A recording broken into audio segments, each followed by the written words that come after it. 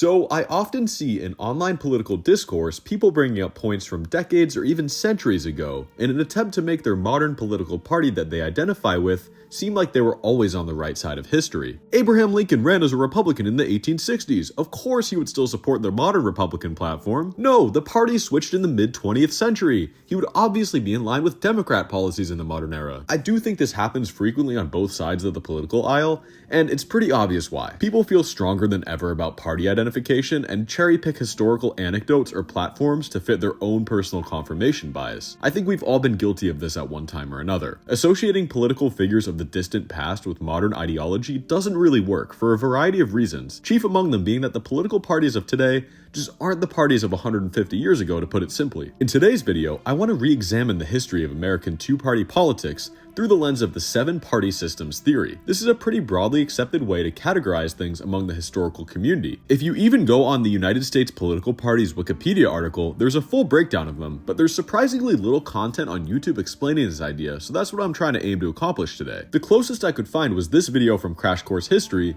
but it's almost 10 years old now, and since that video has come out, we have entered a new party system. So, what defines a party system? These 7 time periods all begin with a significant change in how the two major American political parties ran their platforms. It's usually one party making a big change at first, and then the other will adapt to reflect an opposition to that. The most obvious and dramatic example of this is the third party system, where the Republican Party first formed as an anti-slavery coalition, and the mainstream Democratic Party strongly opposed that to the point of seceding from the Union and forming the Confederate States of America, which of course resulted in the American Civil War. Historians generally agree that this has happened 7 times in American history, but there are alternative timelines that have been proposed, breaking American history into greater or fewer amounts of party systems. For simplicity's sake, we'll just be looking at the mainstream 7 in today's video, and without further ado, let's get started at the very beginning. The first party system began in 1792 and was defined by the rivalry between the Federalists and the Democratic Republicans, who were also briefly known as the Anti-Federalists. For each party system I cover in this video, I'm going to pick a main character of each party to try and help you guys get a broad understanding of the type of platform each party was running on during that era. Of course, keep in mind that party politics over the course of 30 plus years can't necessarily be consolidated into the ideas of one person, except for maybe the 7th party system, but we'll get to that later. But I think picking a main character for each party at the time will be useful in getting a feel of what the parties represented at different points in American history. So, the Federalists, as you might have been able to tell by the name, were in strong support of a federal government. Their founder was Alexander Hamilton, who was an easy pick for the main character of this party at the time. Hamilton was a very ideologically motivated man, and a lot of that manifested itself in his political party, with the national bank that he founded being a defining issue of the time. The Federalists also supported strong ties with Great Britain and wanted to stay as far away from the French Revolution and Napoleonic Wars as possible. On the flip side, you had the Democratic Republicans, and a consistent theme of this video is that everything I list for the first party's platform in each system will be pretty much the opposite when I list the policies of the second. So, as you might imagine, they advocated for a weaker federal government, opposed the national bank, supported France in their revolution, although that support did fade during the time of the Napoleonic Wars, and were generally more favorable towards slavery, although that wouldn't be a dominating issue in the first party system. Thomas Jefferson is another easy pick for the main guy of this time period, representing the Democratic Republicans this time. He was the de facto leader of the party during his 8 years in office, and continued to have significant political and party platform influence afterwards. Now, one thing I do want to mention early on here is that when I list out these party platform ideas, they don't apply to everyone in the party. Different wings of parties have existed for as long as America itself, and for a modern example, think of how progressive Democrats like AOC and Bernie Sanders openly disagree with the more mainstream moderate Democrats on plenty of issues. So when I say something like Democratic Republicans were generally more accepting of slavery, the word generally is doing some heavy lifting there, because there were, of course, plenty of Democratic Republicans, especially in the North, that were staunchly opposed to the idea of slavery, but agreed with the mainstream party lines on other issues. So please keep in mind the nuance and diversity within the parties themselves. These aren't monolithic entities with mindless drones that agree with them on every last issue. Anyways, the first party system lasted about 30 years and began to transition into the second system after the War of 1812. From roughly 1815 to 1824, the time period in American history known as the Era of Good Feelings occurred, which was mainly defined by James Monroe's presidency and the decline of the Federalist Party. This was probably the period in American history with the least political disagreement, and the public at large seemed to resonate strongly with the Democratic-Republican Party platform, which led to the Federalists going essentially extinct. 1824 was the dawn of a new age in American politics. Andrew Jackson, unhappy with the leadership of the Democratic Republicans and believing the 1824 election was unfairly taken from him by his rival John Quincy Adams, created a new splinter party, the Democrats.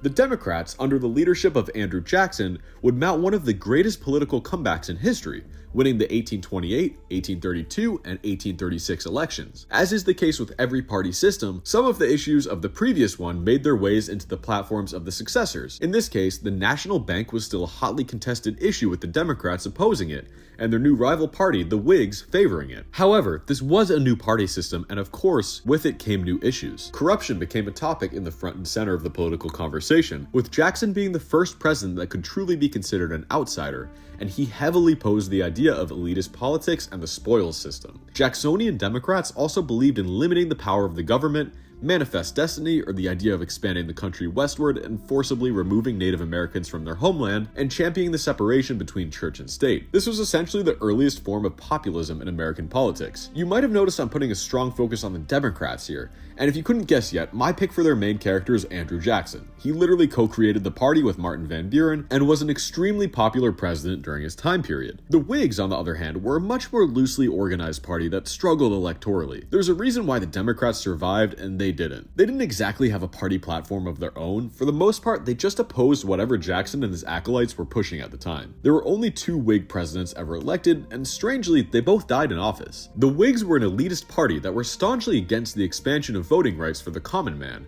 opposed expansionism, notably with the annexation of Texas, and believed in preserving the national bank. I'm picking Henry Clay as the main character of the Whig Party. Sure, he was never president, even though he did run unsuccessfully 3 times, but he was the ideological founder of the party and the glue that held the otherwise weak coalition together. The party basically died when he did, and by the early 1850s, slavery was quickly becoming the defining political issue, which was a problem for the Whigs, because there was almost an equal split of pro-slavery and anti-slavery members in the faction. And so, around 1852, the third party system began. The Democrats survived, but became fundamentally a different party than the one Andrew Jackson had founded 30 years prior, because like I mentioned before, being the pro-slavery party was their bread and butter by this time. Do keep in mind what I talked about earlier with different ideas within parties though. A major example of this is when primarily Democratic Southern states seceded from the Union in 1860 and 1861, but plenty of Democrats refused to go along with this and pledged their loyalty to the Union, even including Vice President and later President Andrew Johnson. Slavery, the Civil War, and Reconstruction dominated politics during this party system, but it's important to recognize that other issues were in the conversation as well, even if they're mentioned less often. The newly formed Republican Party supported a stronger federal government, the gold standard, tariffs, expanded civil rights, and the continuation of Reconstruction. In contrast, the Democrats supported slavery and the preservation of states' rights, to the point where 11 Democrat-ran states seceded from the Union and attempted to create their own country, the Confederate States of America. After the Civil War, they were fiercely opposed to the high tariffs imposed by the Republicans, advocated for the end of Reconstruction, the abolishment of the gold standard, limitations on civil rights which included the beginning of Jim Crow laws, and continued to place a bigger emphasis on ending corruption than their opposition did, similar to the second party system. Immigration also became a big issue for the first time during the third party system. Sure, it was addressed in the first two, but the idea of nativism became more prominent around this time, or in simpler terms, the idea that native-born citizens of a country should have greater protections and rights compared to immigrants. Towards the end, this era also coincided with the Gilded Age, which was a time defined by rapid industrialization and growth, but also some of the greatest wealth inequality and class warfare that the country had ever seen, setting the stage for issues that would define the fourth party system. For my main character of the Republican Party during this time period, it's the easiest pick ever. Of course it would be Abraham Lincoln. Yes, he died in 1865, and this party system lasted until around 1896, but the entire third party system was dominated by Republican politics, and every Republican president during this era just wanted to be a continuation of Abraham Lincoln in one way or another. The Democrat main character was a bit harder to pick, but I ultimately went with Jefferson Davis, who was the president of the Confederate States of America, and prior to that was a senator and secretary of war. You can make the case that ideologically this era belonged more to Stephen Douglas on the Democratic side,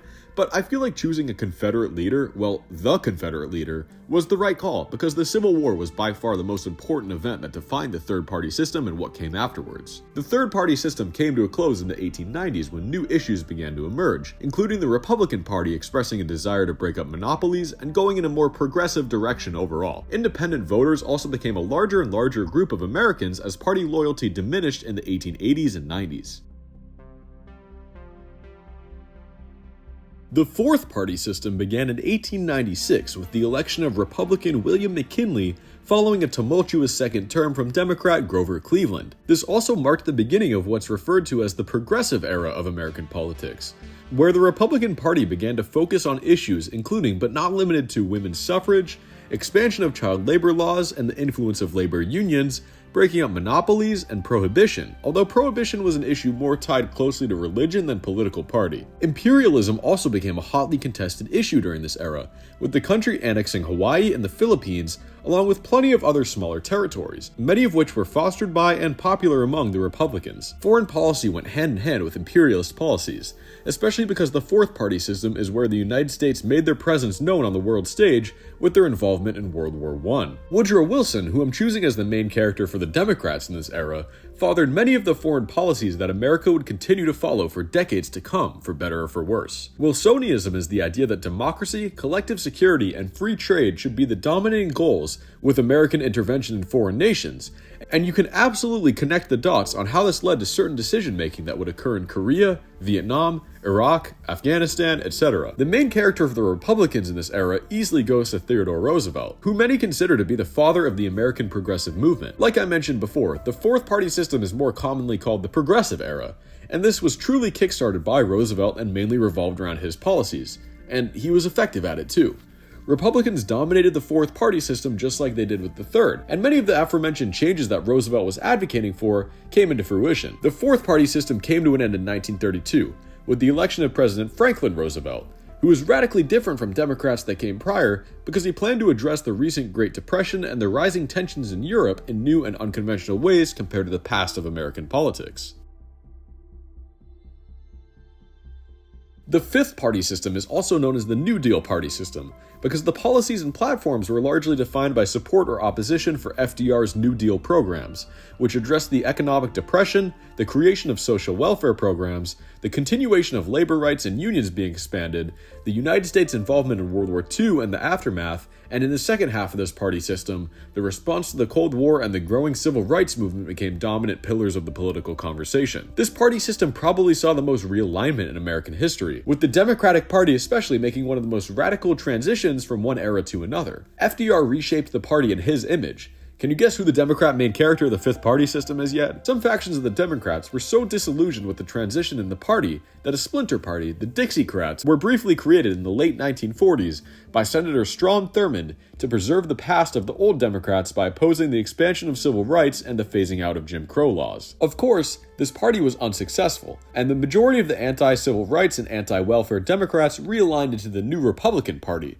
which is now concentrating their efforts on smaller government policies as well as economic conservatism. The fifth party system is where you can start to observe the two major parties take shape into their modern forms, although there are still some considerable differences between the parties then and the parties now. You don't see mainstream Republicans in 2025 arguing for Jim Crow laws to be brought back, and you don't see mainstream Democrats in 2025 arguing for the United States to fund more missions to the moon. Anyways, the main character for the Democrats here is obviously FDR. The entire fifth party system is mostly based around him and his policies, so that's an easy choice. The Republicans were a bit harder to pick. I considered Thomas Dewey, who ran against FDR twice, and was a leading voice of opposition to the New Deal programs, while I ultimately went with Richard Nixon, because I feel like he best represents the change in Republican policy between the fourth and fifth party systems. Nixon was extremely relevant during this era. He was the vice president for 8 years and was the Republican presidential nominee 3 times, and was ideologically a middle-of-the-road, standard conservative compared to a more liberal Republican like Thomas Dewey or Nelson Rockefeller, or a farther-right figure like Barry Goldwater. In terms of when the fifth party system ended, historians actually disagree a lot on this one. The answer ranges from 1966 all the way to the early 1990s, but the most commonly agreed upon date is 1980, with the election of Ronald Reagan, who represented a new direction for the Republican Party in contrast to Nixon. I agree with this. The decline of the New Deal coalition of Democrats was gradual, but 1980 was the final nail in the coffin with an absolute rejection of Democratic ideals, where Reagan won in a landslide and the Democrats lost the Senate for the first time in 30 years. The six-party system was the most recent one to end, and I would imagine most people watching this video lived through either some or all of it.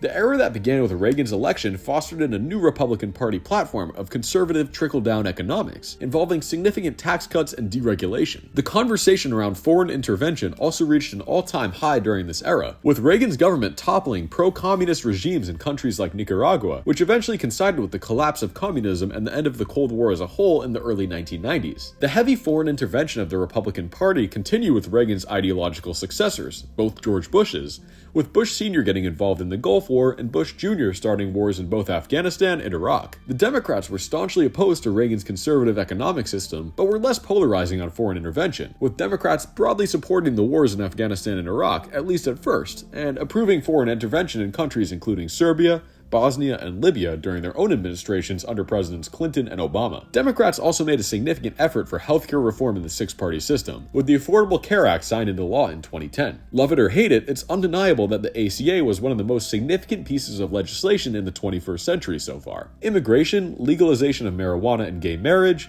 technology regulation, and climate change were also important issues candidates ran on during this party system, although I would still say foreign policy was the most dominating issue of them all. For the main character of the Republicans during this era, I have to go with Reagan. His policies were a significant change from what came before, and both of the George Bushes followed his template closely and were essentially just extensions of the Reagan presidency. The Democrats were hard to pick this time around, and I thought for a long time about this one, but I think I'm going to have to give it to Barack Obama. Obama didn't necessarily bring a ton to the table in terms of new ideology, but the significance of being elected the first black president of the United States is demonstrative of the diversity that the Democratic Party wanted to promote at the time, not to mention his savviness with new technology, being the first president to heavily utilize the internet as a campaign strategy. You could of course make the argument for Bill Clinton or even Hillary Clinton, but I feel like Obama was more of a culturally significant figure whose influence has lasted longer. Now, in terms of the ending of the six-party system, there is once again some disagreement on this one. Let's break it down. The concept alone of a seventh party system is debated among historians and political analysts, with some arguing that we are still in the sixth party system. But when I look at the policies, rhetoric, and ideology of Donald Trump, I feel like it's just so blatantly obvious that there is a change in direction from the era of Reagan and the Bushes. Hell, Trump has openly criticized the decision-making of George W. Bush plenty of times, most famously saying in 2016 that the Iraq War was a mistake. But okay, let's say that there is a seventh party system that we're currently living in. When did it start? The easy answer is 2016 with the election of Donald Trump, but I don't know if I can get behind that. The first Trump administration included plenty of the old guard Republicans from the six-party system, and was immediately followed by the Biden administration, which can just be seen as an extension of the Obama years in a lot of ways. In 2024, however, the Republican Party seemed as if it had completed its transition into the Trump Party, with the vast majority of Republican nationally elected officials supporting the MAGA platform, and were specifically backed by President Trump, not to mention his election victory with both the popular vote and the electoral vote. For those reasons, I think I'd say the seventh party system started in 2024, because that election cycle proved that the Trump presidency wasn't just a one-off fluke, and that he and his ideas were here to stay. It's hard to describe major issues of this party system because it's only lasted between 1 and 9 years depending on who you ask. But the things that have been important so far are immigration, identity politics, the dismantling of establishment politics and politicians, transgender rights, foreign trade deals, and the biggest one which indicates to me that we're in a new party system is the Republican switch from foreign interventionism, the six-party system, to isolationism and non-intervention under Trump. It's clear that the main character of this party system on the Republican side is Donald Trump. I'd go as far as to say he's caused the biggest shift in the two-party system from any one man since FDR, for better or for worse depending on how you feel about him. Unless these next 4 years go disastrously wrong for Trump, the 2028 Republican nominee will almost certainly be an ideological successor to him, probably J.D. Vance. And for the Democrats' main character, I'm not picking one yet. If you think the seventh party system started in 2024, we haven't even had any Democrat presidents yet.